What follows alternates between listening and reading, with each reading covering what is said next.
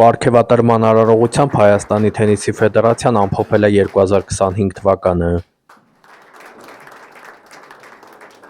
Ամփոփիչ միջոցառման ժամանակ Հայաստանի թենիսի ֆեդերացիայի նախագահ Վարդան Զաքարյանը դրամական պարգևներ ու նվերներ է հանձնել տարվա լավագույն մարզիկներին և մարզիչներին։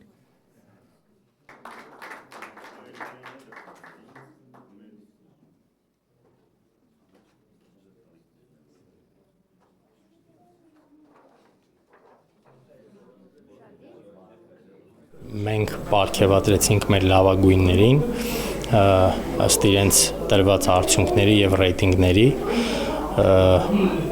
և նրանց մաղթեցինք նորանոր հաջողություններ մեծ թենիսում ու ես ուզում եմ շեշտել, որ Հայաստանի թենիսի ֆեդերացիան և անձամբ ես նրանց կողքին կանգնած ենք այդ ճանապարհին։ Վարդան Զաքարյանը նաև շնորհավորել է բոլորի ամանորը և Սուրբ Ծնունդը, մաղթելով, որ 2026 թվականը լինի խաղաղության, առողջության, նորանոր ձեռքբերումների և նվաճումների տարի։ 2025 թվականին լավ հաջող տարի էր իմ համար, մասնակցել եմ մի շարք մրցումների, որից մի քանիսը հաղթել եմ, ֆինալներ եմ մտել, նաև մասնակցել եմ Orange Ball համաշխարհային մրցմանը։ Ես շատ ուրախ եմ այս տարվա համար, 2025 թվականի համար։ Ես մոտավորապես 5 հատ Եվրոպայի մրցում եմ հաղթել, մրցաշար։ Շատ ուրախ եմ, շատ լավ խաղեր եմ ունեցել։ Այս միջոցառման համար կարող եմ ասել, որ շատ լավ միջոցառում էր։ Շնորհակալ եմ թենիսի ֆեդերացիային այս պարգևատրման համար։ Հրաշալի միջոցառում էր, մենք sense բան չենք ունեցել, այս առաջին անգամը որ sense տիպի միջոցառում ենք ունենում, տենց լավ, կազմակերպված,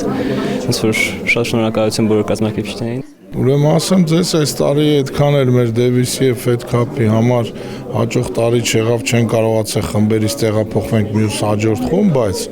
լավագույն արդյունքները եղան այն, որ մի քանի տարի Միքայել Ավանեսյանից հետո մենք թենիս Եվրոպում հաղթողներ չէինք ունեցել,